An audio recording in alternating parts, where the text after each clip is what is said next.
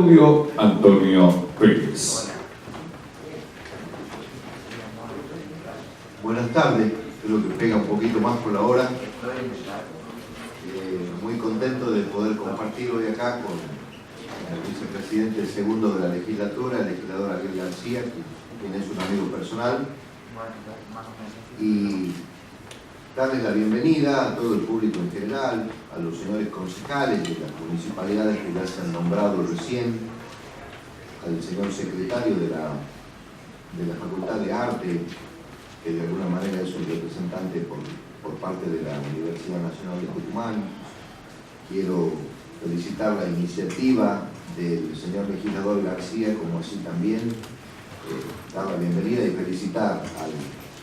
señor Oscar Muñoz por el trabajo organizado en este material que veo acá de manera muy elocuente y con mucho contenido pesado.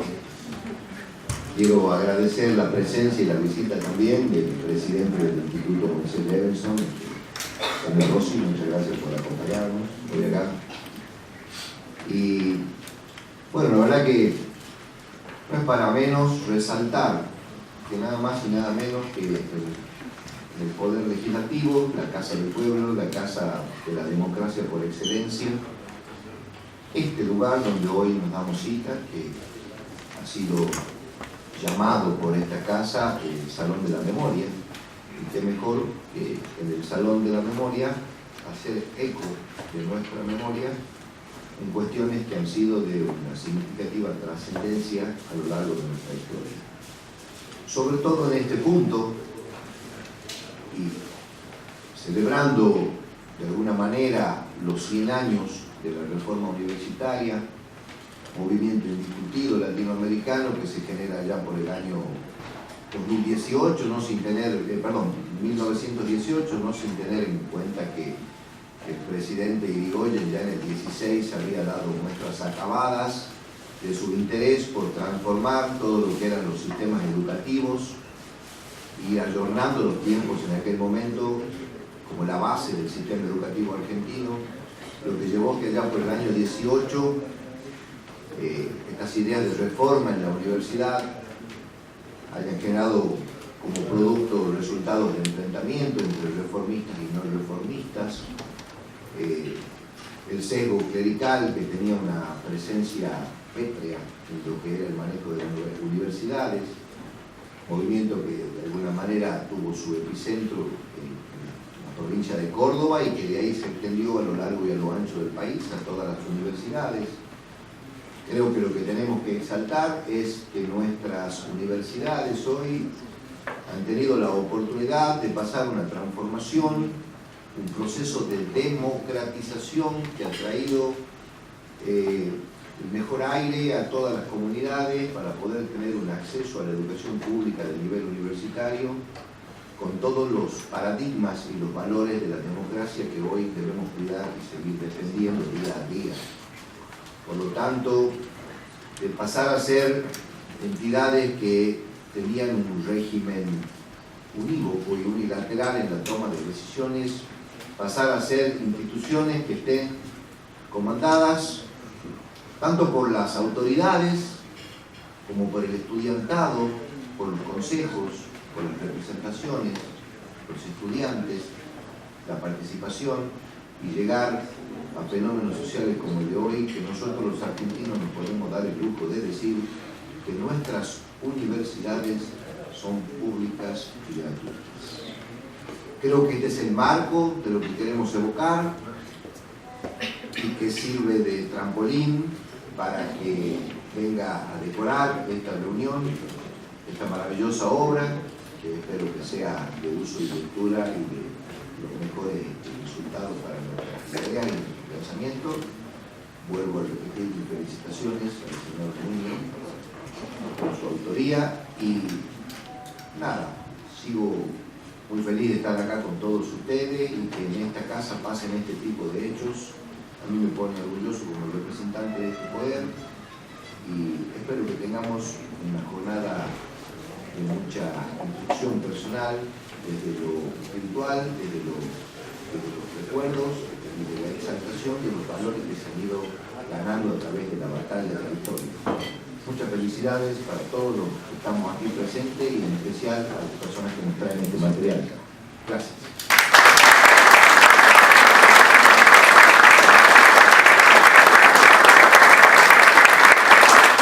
Queremos agradecer la presencia del señor Ernesto Quintana, presidente de la Unión de Hoteles de la provincia de Tucumán. Señoras y señores, para dar continuidad con el uso de la palabra, lo hace el señor secretario de Bienestar Estudiantil de la Facultad de Artes de la Universidad Nacional de Tucumán, Guillermo Castaño. Bueno, en primer lugar, agradecido, y es un honor estar aquí, compartir esta mesa, agradecido también al público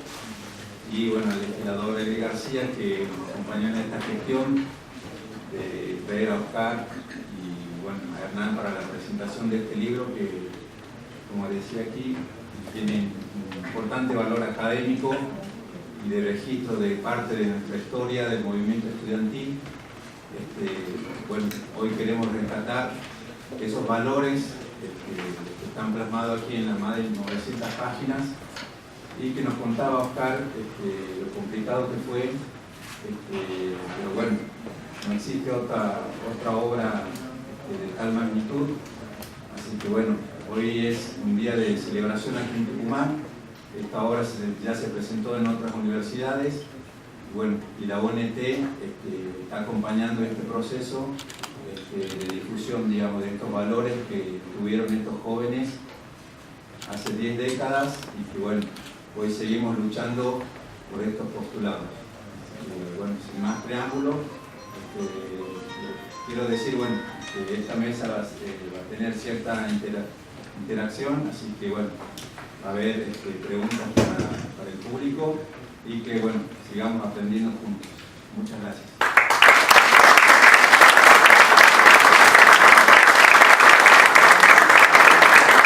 Aquí seguido compartiremos la palabra del señor Hernán Rossi, presidente del Instituto Moisés Clemens. Buenas tardes. Gracias por acompañarnos a esta hora. Es una hora siempre compleja, siempre difícil. En compensación, con Oscar le trajimos un poco de fresco, así que lo disfrutaremos. Guillermo,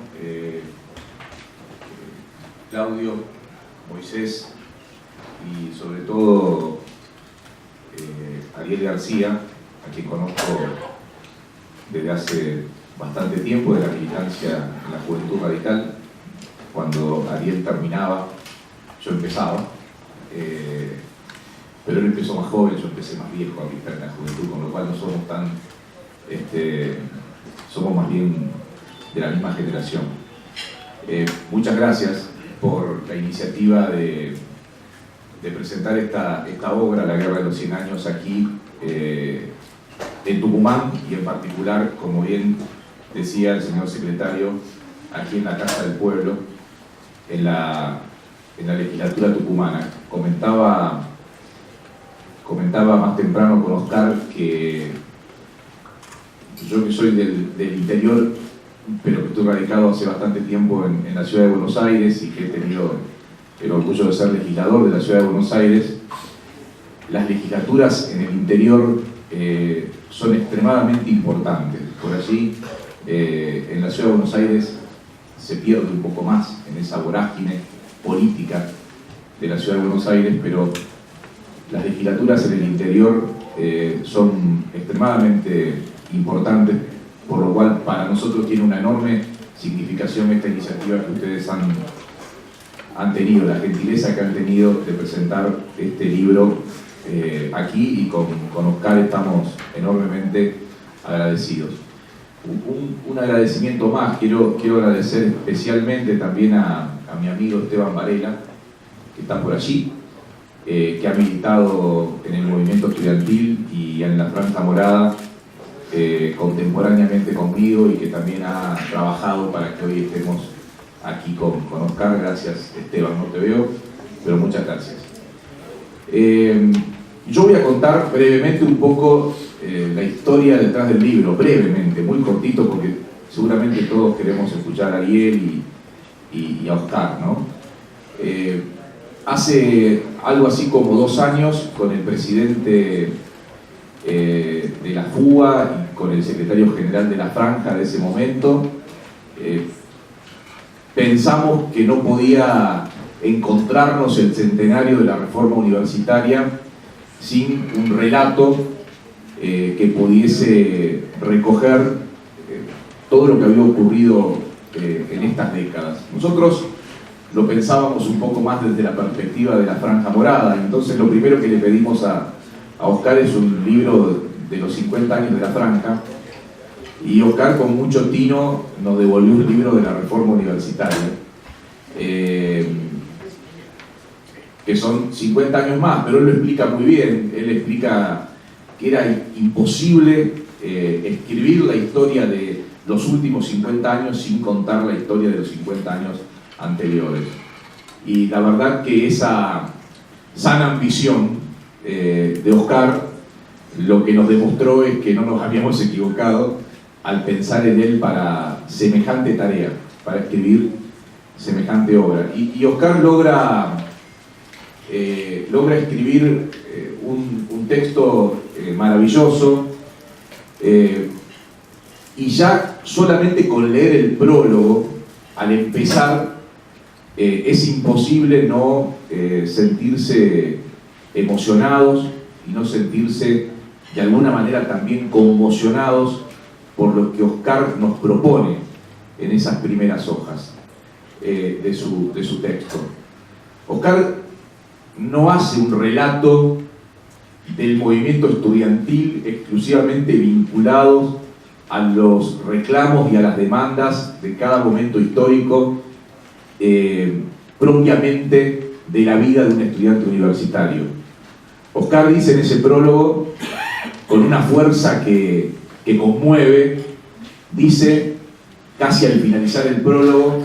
en la Argentina lo que pasó fue la reforma. Y cuando Oscar dice en la Argentina lo que pasó fue la reforma, nos está avisando que va a hablar de la Argentina, que va a hablar de la historia argentina, y que va a decir, va a sostener, y lo va a sostener con rigurosidad de historiador y con rigurosidad de periodista, hasta el final de las páginas, va a sostener que la Argentina, después de la reforma universitaria de 1918, ya no fue la misma, que algo cambió. Oscar logra hacer un libro equilibrado, porque hay pocos textos de la reforma universitaria y poquísimos del movimiento estudiantil. Sobre todo, no hay un texto que recoge el siglo de historia de la universidad reformista. Pero los pocos que hay suelen ser sesgados a una universidad o a una época histórica. Y la verdad que Oscar logra demostrar, contar toda la dimensión de la Universidad Argentina. Ustedes van a ver que van apareciendo todas las universidades argentinas. La de Tucumán encuentra un lugar importante en esta historia que él escribe. Y es equilibrado también desde el punto de vista de las fuerzas políticas que van protagonizando la historia en esos 100 años. Y ahí nos da una lección, porque nosotros le habíamos pedido un libro de la Franja y él nos devuelve un libro del movimiento estudiantil, un libro de la Reforma, con testimonios importantísimos de protagonistas que militaron en fuerzas políticas que hoy ya no están, pero que tuvieron una significación muy importante en la historia que él cuenta, y de otras que sí están y que siguen, por supuesto, batallando esta historia, que además Oscar logra demostrar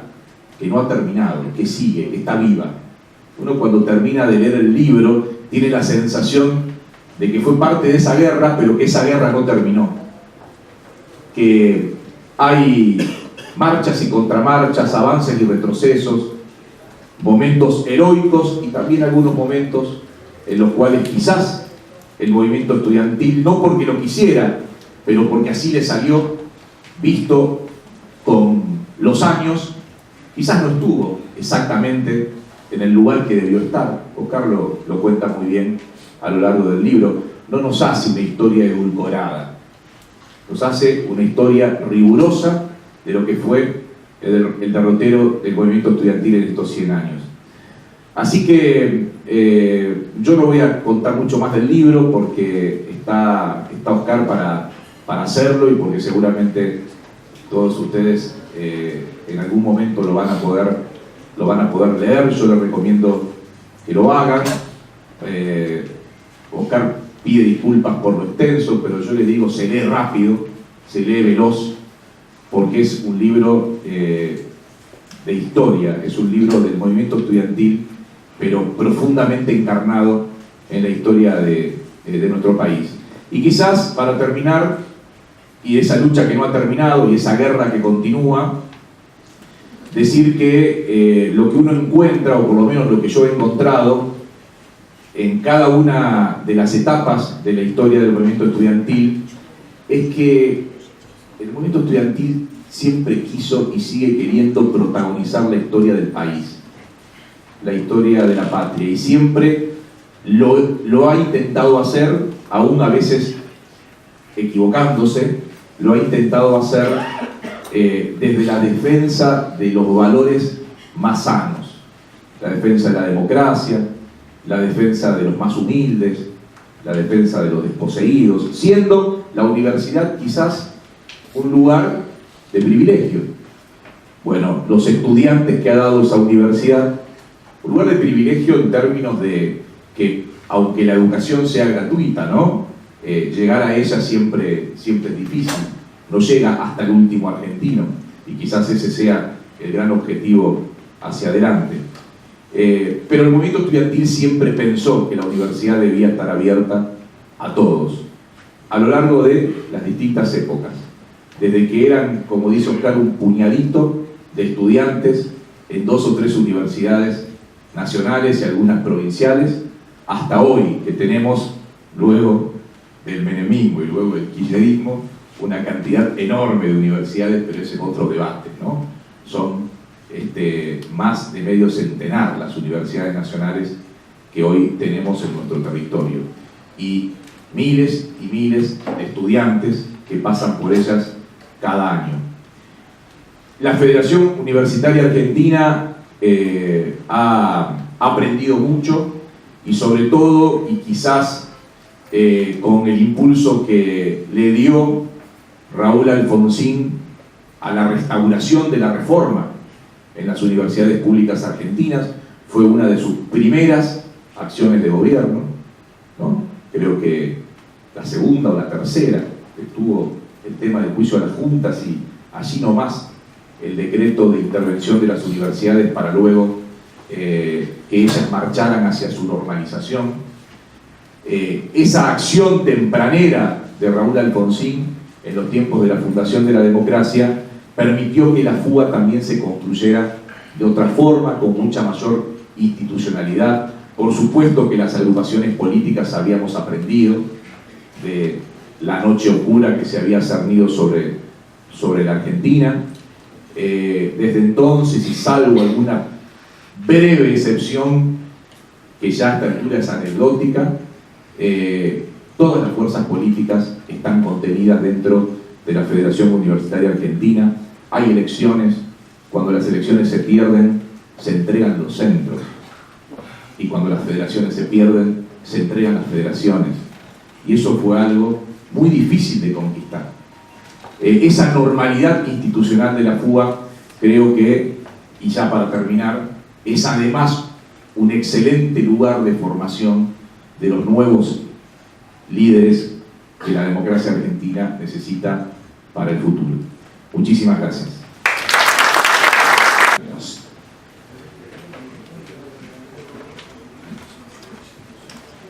Buenos días. Es un enorme placer para mí estar en esta querida provincia de Tucumán. Por supuesto, agradecerle primero que nada a ustedes y después a la mesa, porque yo hago así, digamos, me parece que primero están las masas y después los dirigentes. Y hablando en serio, Castaño, Rossi, Pérez, García, estamos, la verdad que muy orgullosos de venir a este recinto y de ver a figuras históricas como la de Ángel Pizarello, que es una demostración de cómo a Tucumán se lo puede matar, pero no se lo puede humillar ni se lo puede obligar. El futuro nunca es lo que parece, y esta es una de las primeras cosas que enseña el movimiento estudiantil. Desde su nacimiento, el movimiento estudiantil va a intentar cambiar la realidad, una y otra vez. La realidad de su curso, la realidad de su facultad, la realidad de su universidad, la realidad de su ciudad y la realidad de la Argentina. Y tanto fue así que cuando estalla la reforma universitaria en la ciudad de Córdoba y en la Universidad de Córdoba, no solamente se extiende con una fuerte solidaridad de las pocas universidades que había en ese momento, que eran Buenos Aires, una, La Plata, otra, Litoral, otra, y Tucumán. Y se crea ahí la Federación Universitaria Argentina y las federaciones regionales. Ahí nomás empieza la existencia del movimiento estudiantil, que no se limita a hablar de cómo la van a pasar los estudiantes, sino que se plantea cómo debe ser la universidad, cómo debe ser la enseñanza, cómo deben asumir los profesores, qué voz deben tener los estudiantes, cómo deben apoyar a los sectores más frágiles, cómo pueden los médicos o los estudiantes avanzados de medicina ir a las barriadas humildes donde no había médicos, cómo podían ir los abogados a ayudar a aquellos trabajadores perseguidos, y así se crea la extensión universitaria en el mismo momento que están haciendo el movimiento estudiantil. La reforma universitaria es el gran invento argentino. Nosotros creemos que inventamos muchas cosas, en realidad inventamos pocas, pero una de las más grandes, acaso la más importante, es la reforma universitaria. Para tener una idea, lo que los estudiantes argentinos consiguen a partir de 1918, 50 años después, se convierten en la novedad mundial porque lo reclaman los estudiantes franceses en lo que se llamó el Mayo francés de 1968. Es decir, la Argentina estuvo al frente, tan al frente estuvo, que muchos estudiantes latinoamericanos que ya estaban en esa universidad chiquitita, en esas facultades pequeñas de esa Argentina, vuelven con la bandera de la reforma universitaria argentina, se crean partidos políticos que van a ser expresión popular mayoritaria, como el AFRA de Perú, creado bajo la idea de la reforma universitaria argentina, se hacen congresos en toda América Latina y se toma a la reforma universitaria de la Argentina como un modelo. Y era una universidad que poco tenía que ver con esta. No llegaban a 5.000 los estudiantes universitarios de toda la Argentina. Entonces estamos hablando acá de sueños y banderas que arrancan con el movimiento estudiantil y que van a producir cosas gloriosas y momentos de tristeza y de dolor. Por ejemplo, la reforma universitaria no era posible sin el apoyo del Estado. Porque los estudiantes que en Córdoba se levantan contra un sistema opresivo que estudiaba cosas antiguas, que no dejaba entrar las nuevas ideas, que había camarillas de profesores, muchos de los cuales eran muy malos, que no había forma de que se escuchara la voz de la modernidad ni la voz de los estudiantes, ni la voz casi de nadie que no estuviera en esa rosca estudiantil. Esos estudiantes no lo podían hacer en la época de la oligarquía, porque ese régimen de la Universidad de Córdoba era un régimen oligárquico. Pero en la Argentina, en esa Argentina acababa de terminar el régimen oligárquico, acababa de establecerse la ley Sáenz Peña, la votación universal, como era en esa época, solo de varones, pero la votación universal era un avance democrático extraordinario, y la llegada de Irigoyen permitió que los estudiantes pudieran reclamarle al Estado y al gobierno de la Argentina que participara para democratizar también la universidad. Irigoyen interviene en la universidad y solo en ese momento se puede garantizar la autonomía. Pero esos estudiantes beneficiados por Irigoyen van a participar, no los de Córdoba, pero sobre todo los de Buenos Aires, en una lucha que se hace en el año 30, movilizaciones que se hacen en el año 30, que le hacen perder la calle al gobierno popular, le hacen pedir a esos estudiantes la renuncia del presidente Irigoyen, y ellos no se dan cuenta, porque la verdad que no era que fueran golpistas, no entendían el momento, que va a ser uno de los problemas que sigue hasta hoy, de parte del movimiento estudiantil, que cree que cualquier cosa es posible en cualquier momento y que las actitudes bien intencionadas o bien dirigidas no tienen influencia sobre los hechos políticos. En la práctica, en 1930, esos estudiantes universitarios que son los de ese momento, le hacen perder prestigio al gobierno, poder al gobierno y terminan con la caída de Irigoyen. Y por supuesto el movimiento estudiantil es sacudido, perseguido, como no había sido con Irigoyen, con la dictadura del 30. Yo no voy a hacer la historia de los 100 años, porque son muchos, pero el movimiento estudiantil va a tener en distintos momentos, en toda la historia argentina, momentos de resistencia, como la que le van a hacer a la década infame, crecientemente, momentos de resistencia como le van a hacer al gobierno del 43, que es una dictadura que da una gran cantidad de legislación social, que tiene rasgos muy positivos desde ese punto de vista, pero que tiene rasgos muy negativos sobre el movimiento estudiantil, a punto que muchas universidades, como la de Tucumán, por ejemplo, vienen partidarios de Hitler, se hacen cargo del movimiento estudiantil, porque lo expulsan al movimiento estudiantil, lo echan de sus lugares y van a poner la bandera media asta cuando la Argentina le declare la guerra a la Alemania nazi. En sensación de dolor. Esas situaciones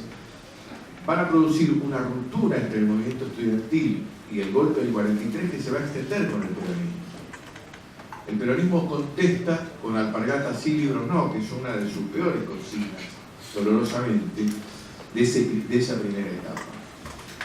Esa etapa de divorcio entre la universidad y el Estado, entre el poder político y el movimiento estudiantil, entre los trabajadores que apoyaban mayoritariamente al justicialismo y los estudiantes que estaban en contra. Tanto estaban en contra que los estudiantes participan del golpe del 55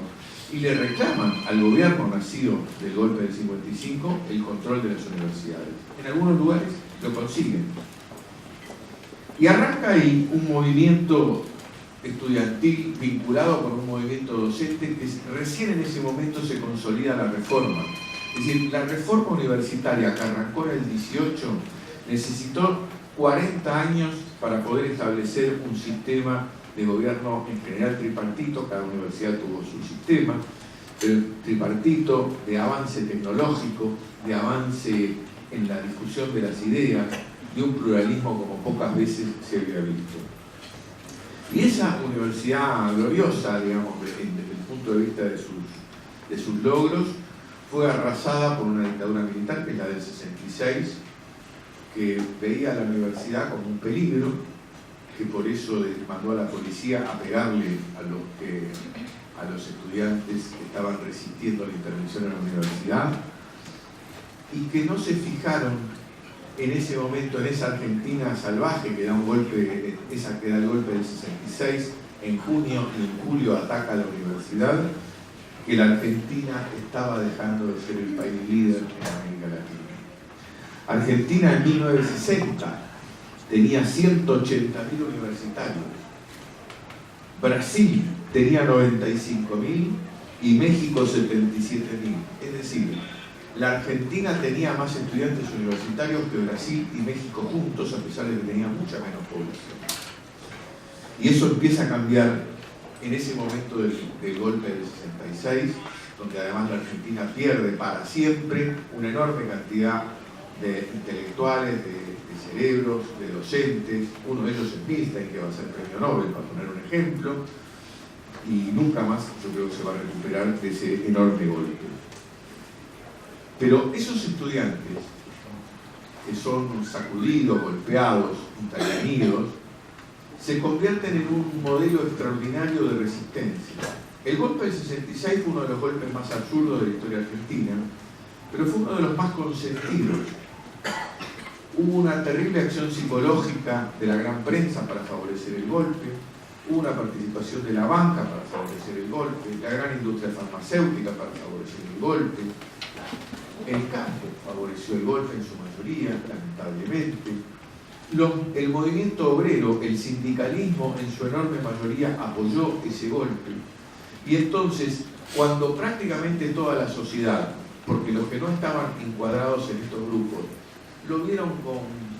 desinterés a la caída de ese gobierno de Ilia y a la intervención sobre esa universidad reformista gloriosa, lo que va a pasar es que los estudiantes se convierten en la única fuerza que resiste a esa dictadura desde el principio. Desde el principio empieza a salir a la pelea en montones de lugares del país, en todas las universidades del país, que en ese momento eran solo 8, las universidades nacionales que estaban funcionando a pleno, digamos, y combaten y finalmente van coincidiendo con sectores del movimiento obrero, van llegando a la ciudadanía, los partidos políticos empiezan a enfrentar a esa dictadura que venía a quedarse, no se sabe si 20 o 40 años, que había prohibido la política, que había echado de los centros de estudiantes, que había vendido los bienes de los partidos, y ese movimiento estudiantil es el responsable de que esa dictadura fracase. Motivo por el cual esa dictadura que fracasa se retira y empieza un nuevo movimiento estudiantil en el cual va a aparecer otra vez el peronismo, pero esta vez con una política distinta. El último Perón entiende mejor la reforma, hace una ley universitaria consensuada con el radicalismo, y no es casual que en ese año de 1973, que vuelve la democracia a la Argentina y que gobierna el peronismo, la ley universitaria que se sanciona, que es una ley acordada entre Perón y Balbín, entre radicales y peronistas, es una ley que reconoce los principios básicos de la reforma. Y en ese año,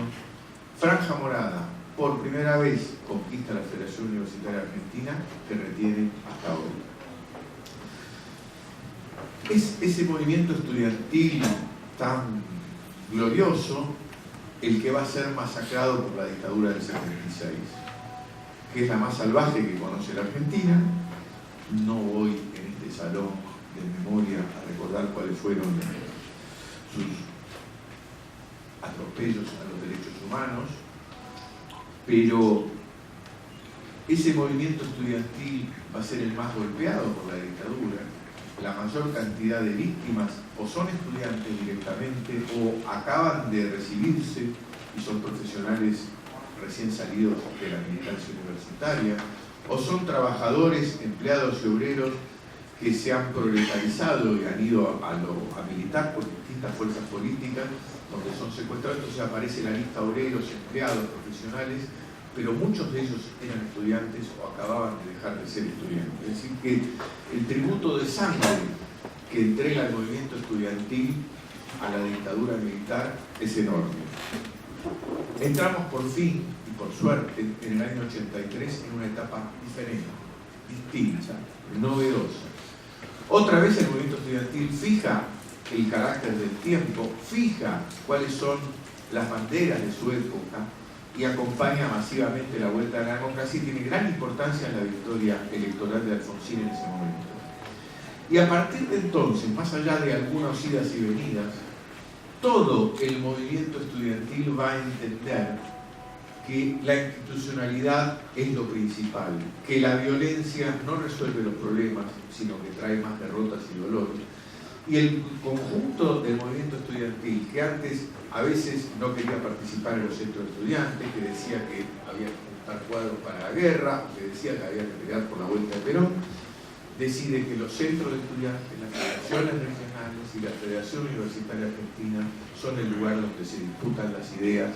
los principios y la política en el movimiento estudiantil. Entonces por eso va a pasar el 83, cuando llega Alfonsín, es uno de los éxitos más grandes de la historia política argentina en términos de universidad. El proyecto electoral de Alfonsín del 83 se cumple en horas, que eran: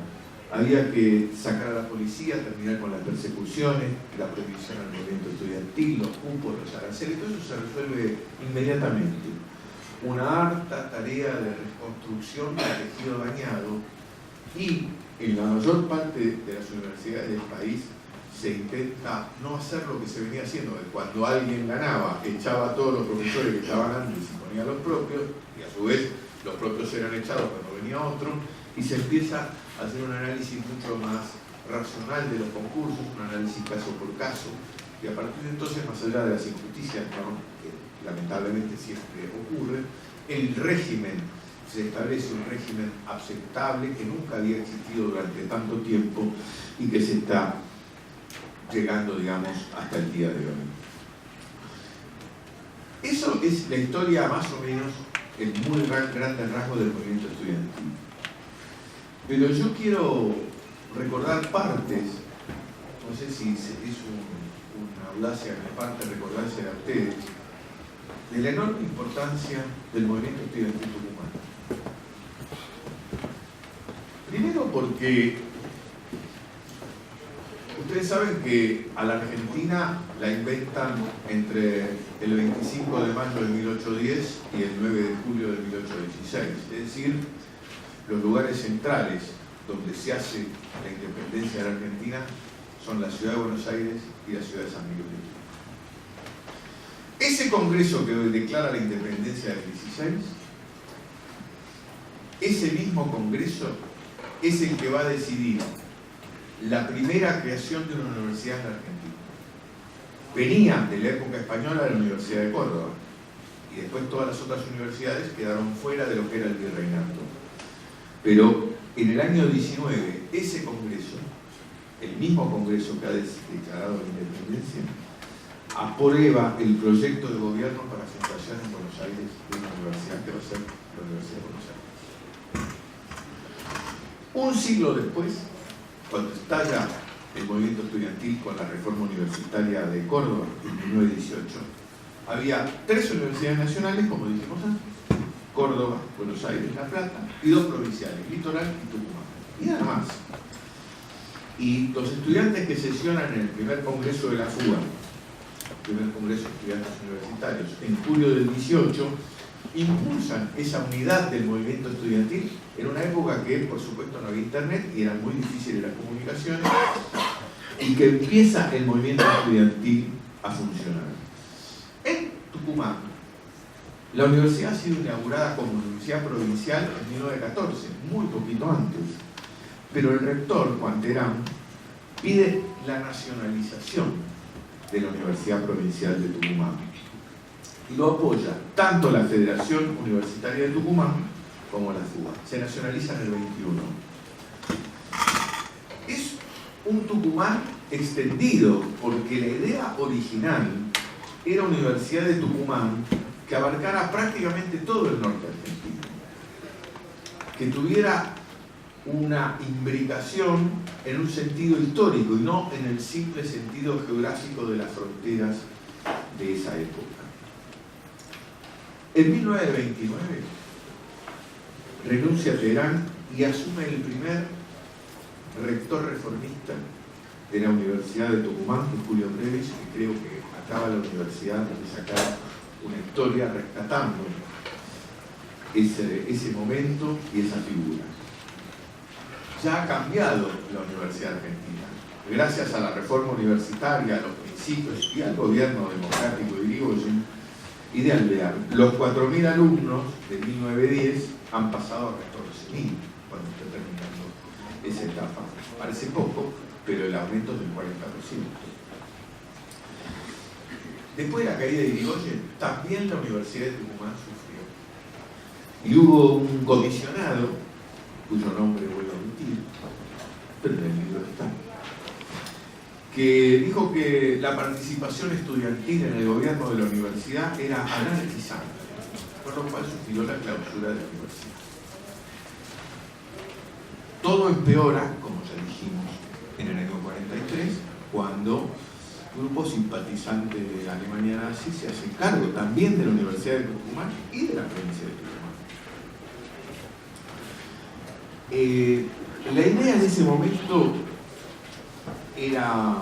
una idea donde en Tucumán, igual que en Buenos Aires y en algunas de las grandes ciudades de la Argentina, la población sigue la guerra mundial que está en ese momento. Hay grandes marchas Por ejemplo, en el Retiro Lavalle, que era cerca de la Plaza Belgrano, la Federación Universitaria del Norte celebra la recuperación de París de las manos nazis. Y, por supuesto, como el gobierno provincial y el universitario de Tucumán era partidario de los que habían perdido, le mandaron a los cosacos para pegarle con el sable. Hay un dato poco conocido, que es que en ese momento, cuando el movimiento estudiantil está enfrentado con Perón, cuando termina la guerra mundial, se ve débil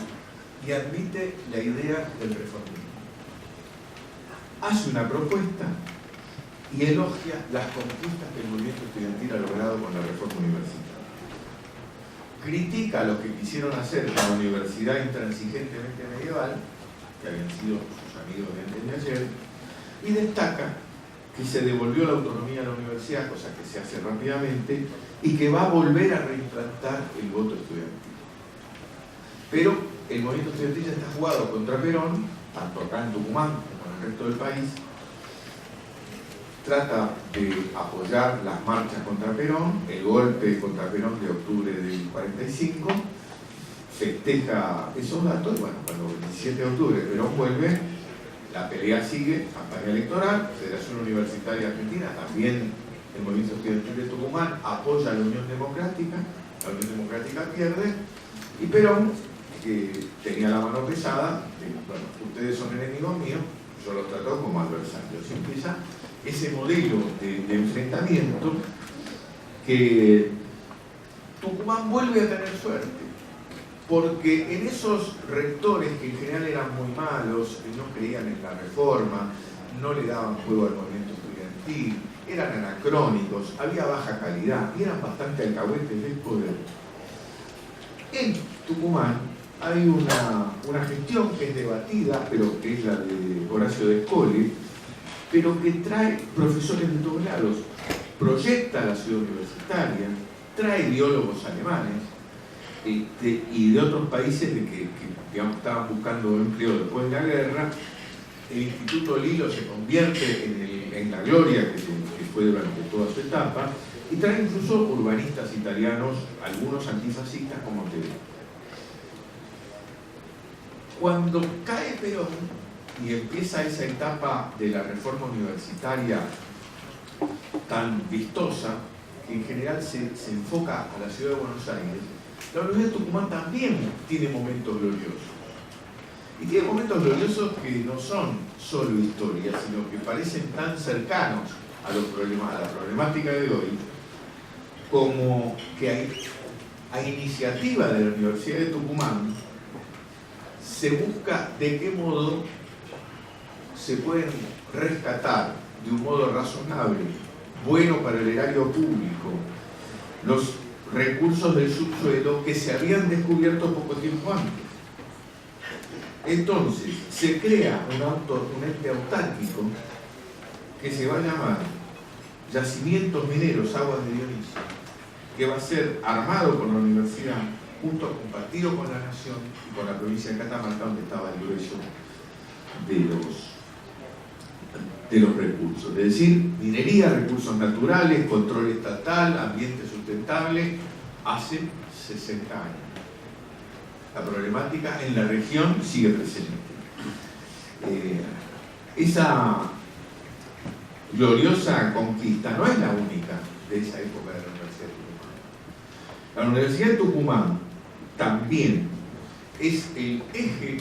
de la llegada de la computación a la Argentina, que se hace a través de un trípode entre tres universidades nacionales: la Universidad de Buenos Aires,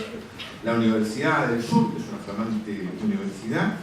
y el Instituto de Ingeniería Eléctrica de la Universidad Nacional de Tucumán. Ese es el origen, según reconoce uno de los héroes de esta tarea,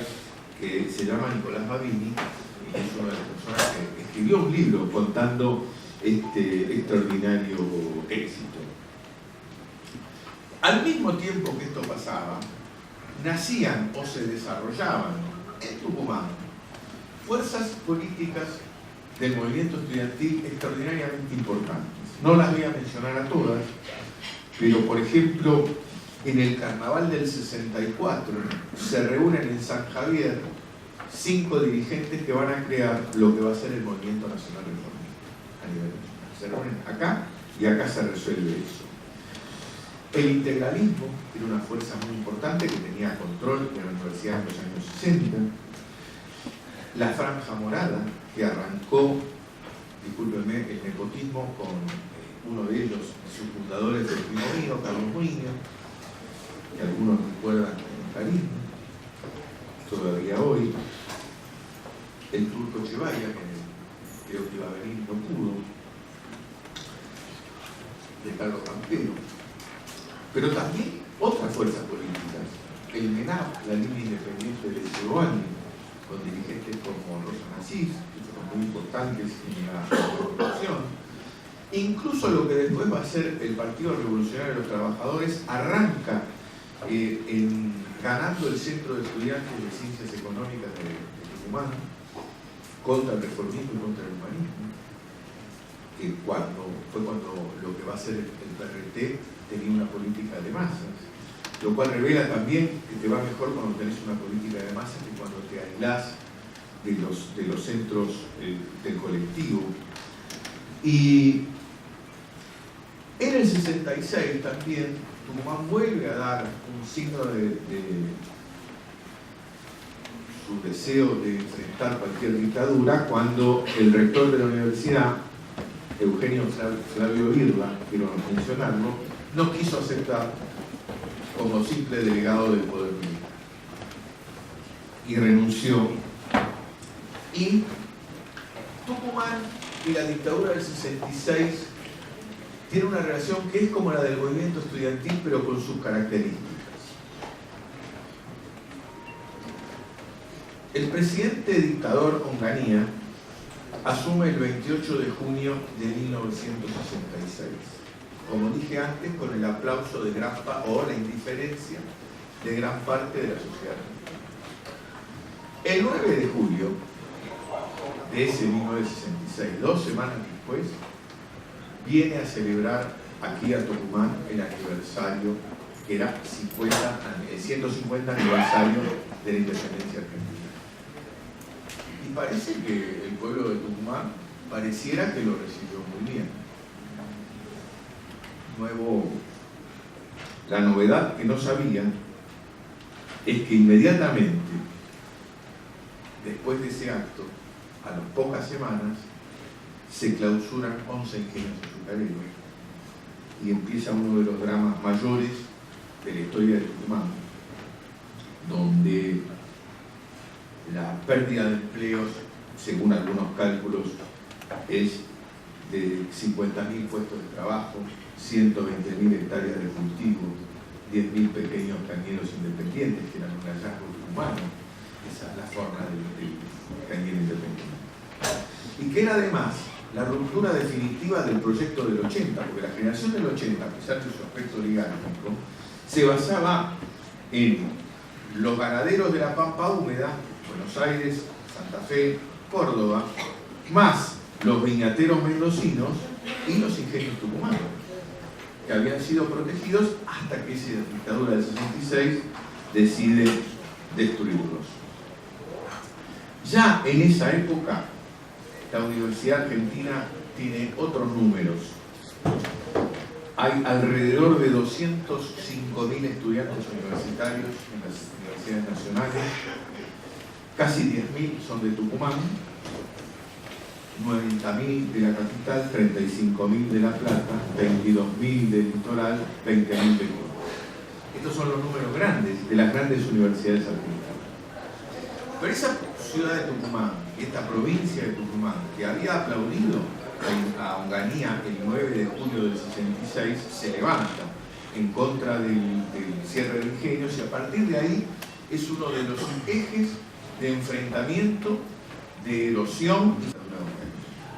Voy a ser muy breve porque son tantos los episodios que produce Tucumán en ese momento, que es el movimiento estudiantil por un lado, la FOTIA por el otro, y el propio pueblo de Tucumán por el otro. Hay movimientos estudiantil que pelean en el 69, el año En el 70, el día que se crea la Hora del Pueblo, que es la unidad de los radicales, los peronistas y otros partidos menores para empezar a impulsar el fin de la dictadura militar de ese momento, pasa desapercibida para el resto del país otra pueblada que hay en Tucumán, 90 manzanas de San Miguel tomadas por los manifestantes según las investigaciones, digamos, más serias que se han hecho a posteriori, con toque de queda incluido, 10 al 13 de noviembre de 1970. Pero el movimiento estudiantil no la tenía toda clara. Había un movimiento que era muy valeroso también, que eran los integralistas, que no terminaba de entender el papel que el movimiento estudiantil debía cubrir. Es decir, una parte que era la militancia contra la dictadura la hacían con valentía y decisión. Pero otra parte, que era el mantener la universidad como un lugar de conocimiento y de creación de riqueza intelectual y simbólica, ellos no lo entendían y decían: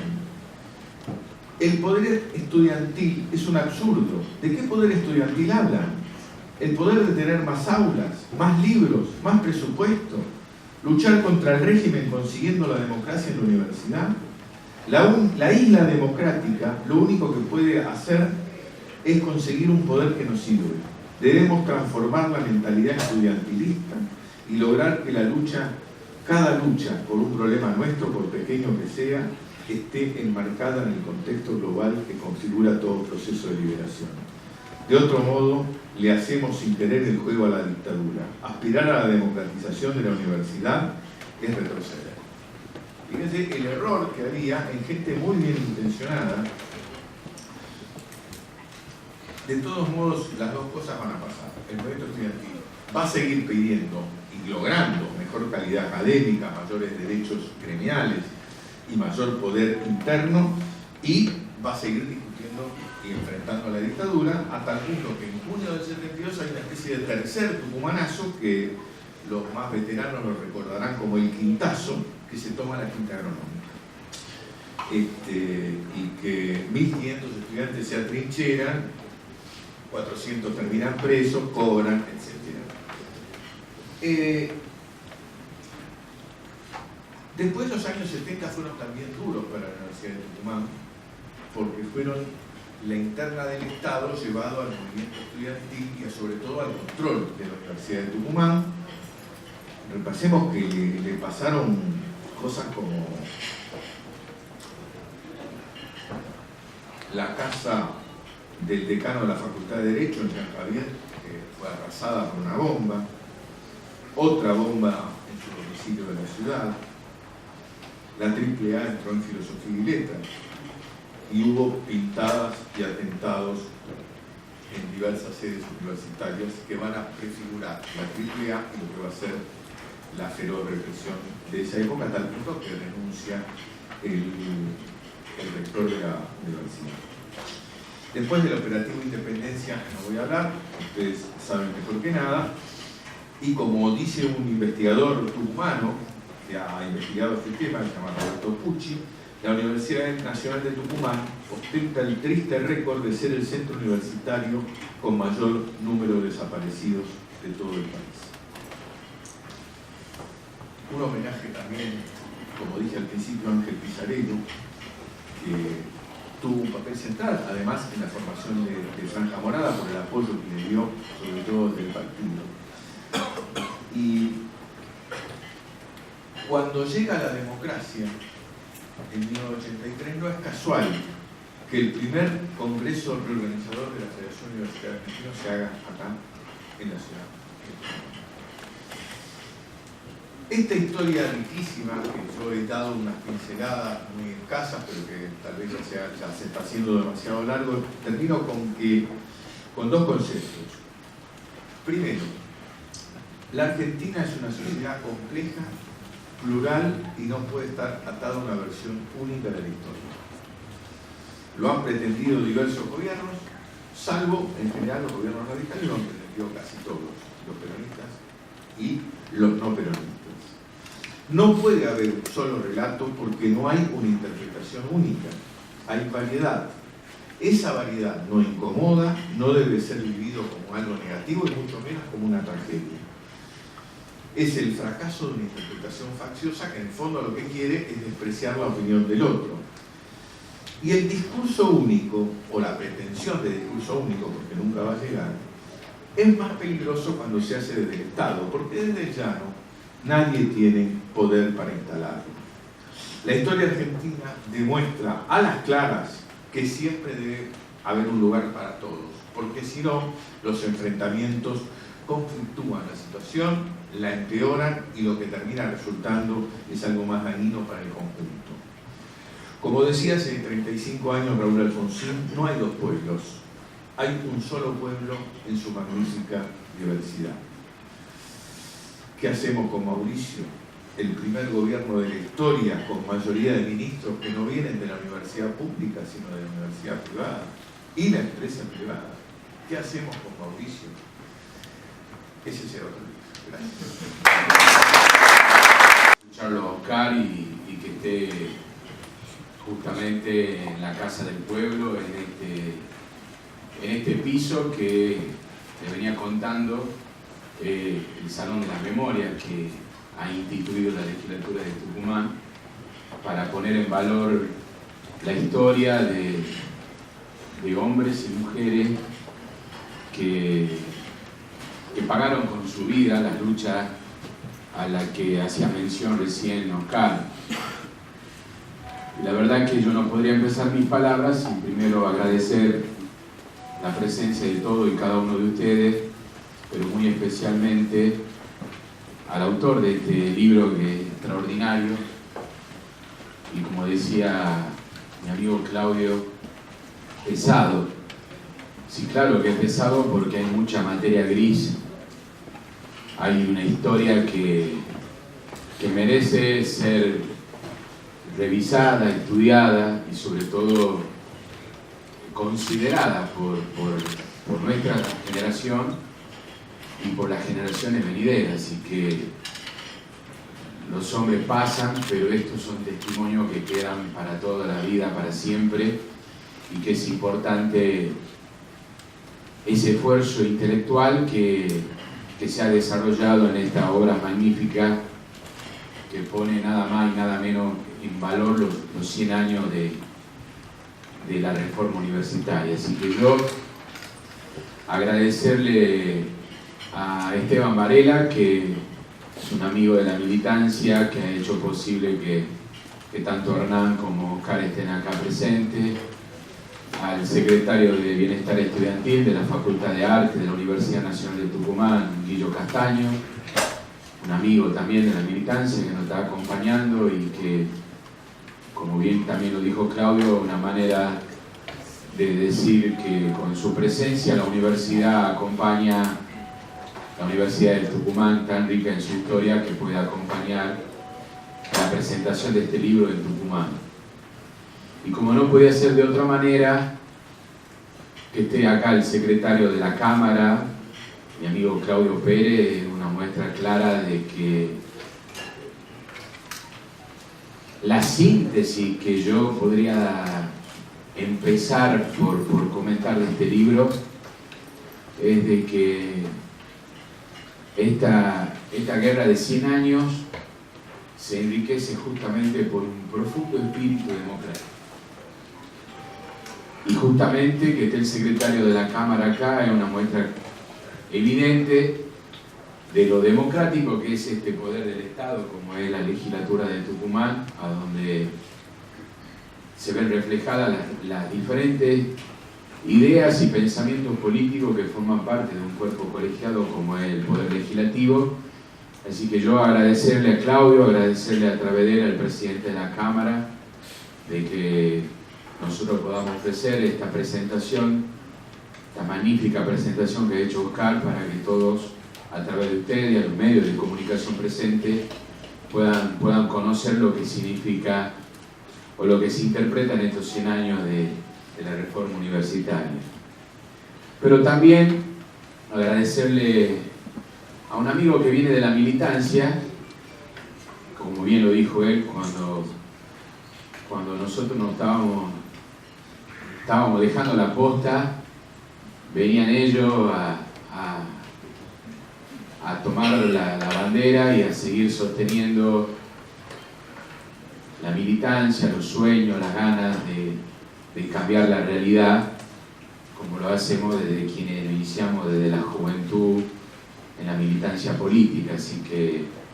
para mí es un orgullo que hoy estemos compartiendo esta presentación con diferentes responsabilidades. Él como presidente del Instituto Levenson, que posterior a esta presentación vamos a firmar un convenio de cooperación entre la Fundación para el Estudio de las Ciencias Políticas y Sociales, gobernador Gelsi, nada más y nada menos que el mejor gobernador que tuvo Tucumán en su historia, el Guido Gelsi. Pero no porque uno lo diga desde la pertenencia política, lo digo porque gracias a Celestino todavía los tucumanos disfrutamos de tener agua. Así que algunos pueden compararlo con algo, pero lo más probable es que si van al Cadillal se van a enterar por qué todavía en esta provincia ese recurso humano tan elemental como es acceder al agua es posible gracias a un gobierno de apenas 4 años. Pero para nosotros este va a ser un día muy especial porque además de poder celebrar este convenio vamos a poder desarrollar algunas capacitaciones e informaciones que hace el Instituto Levenson a lo largo y a lo ancho de nuestro país, con lo cual para nosotros es un día histórico, un día muy importante, muy significativo. Acá no estamos para una foto, ni estamos para que alguien crea que se trata de un acto en un proceso electoral. Muy por el contrario, podríamos decir que es un momento histórico y como lo anunciaba Hernán en sus redes sociales, que hoy estén en Tucumán, el Instituto Levenson, presentando el libro de Oscar Muiño, es una muestra clara de que venimos de una historia,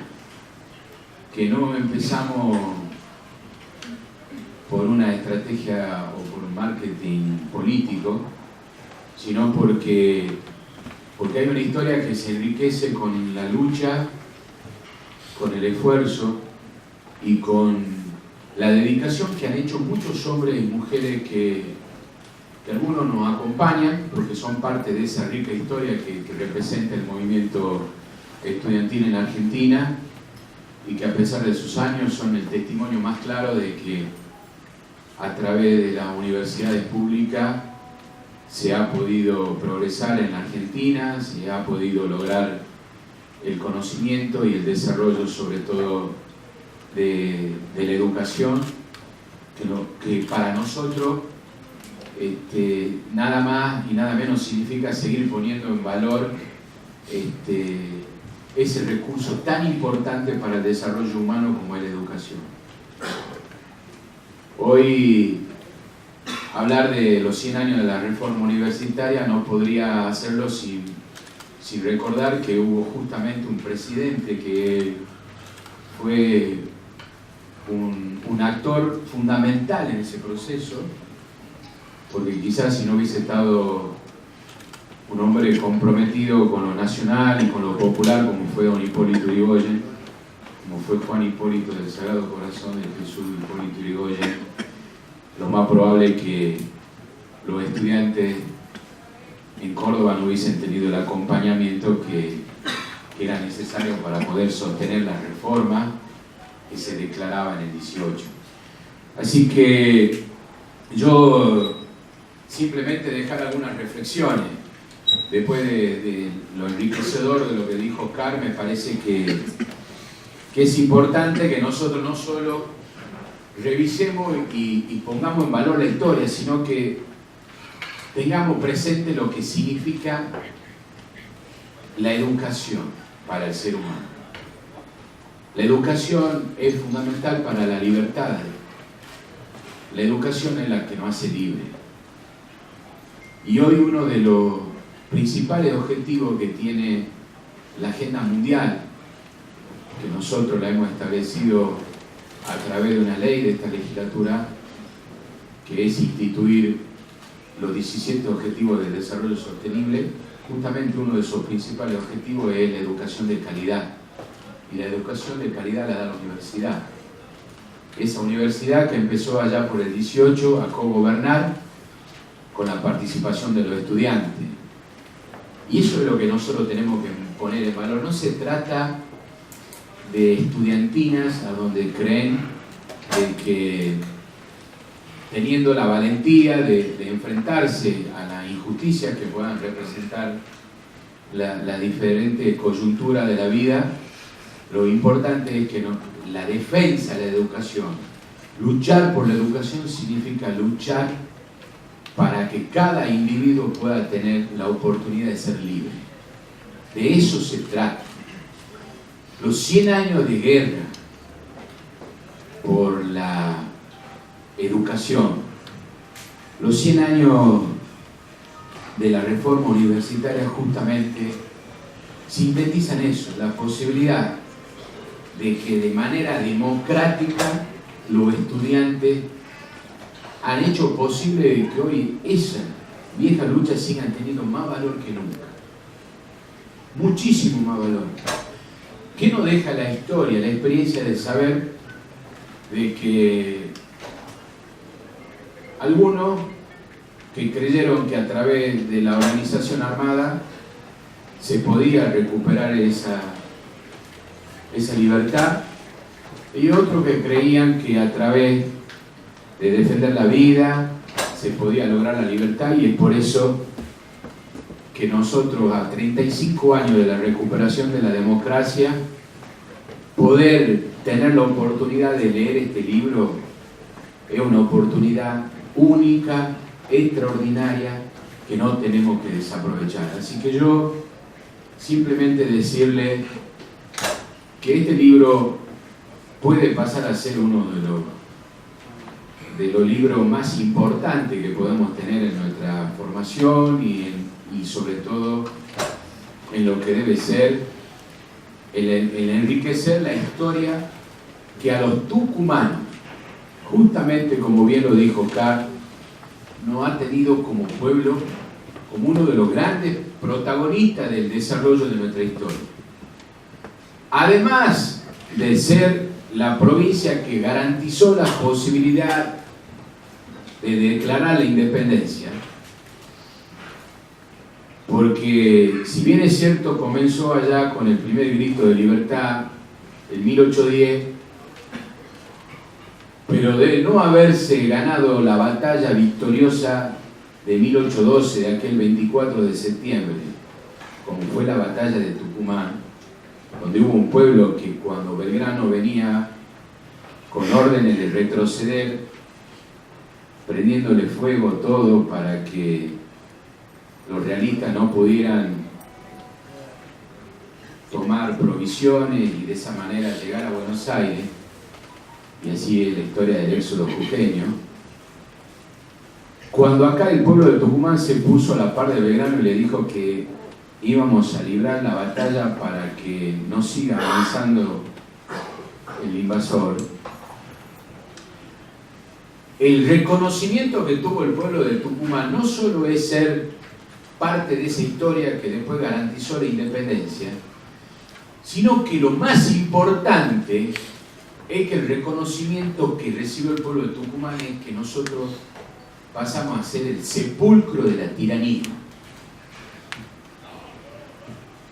Y esa medalla que recibió Belgrano, que decía Tucumán, sepulcro de la tiranía,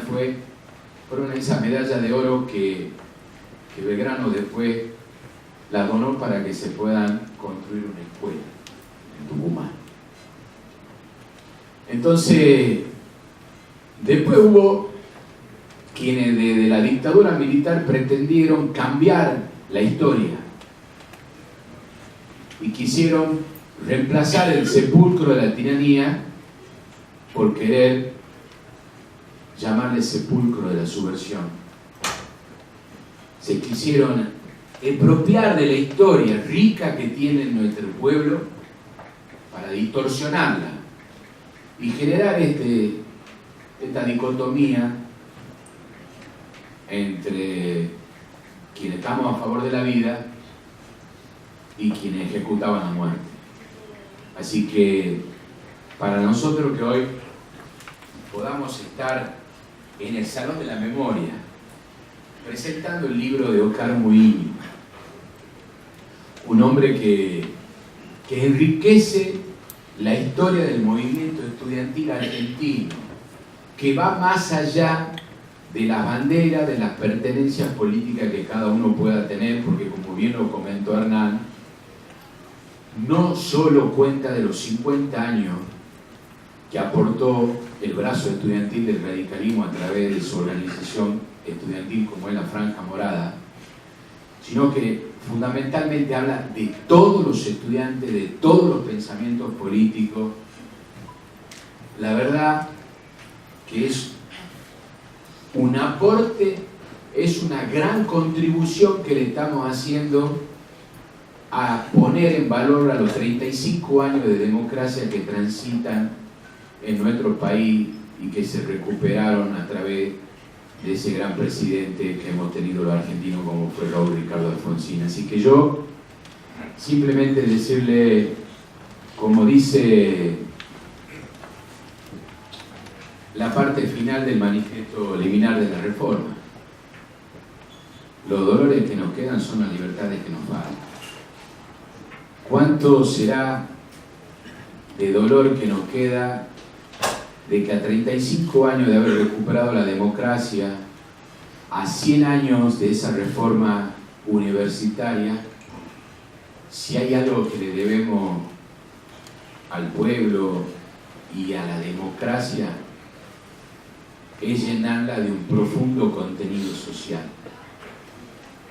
Por eso, cuando hablamos de que a la democracia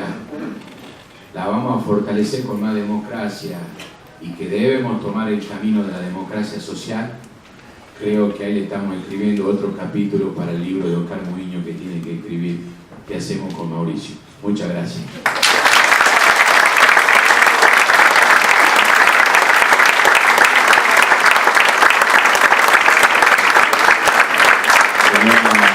Señores,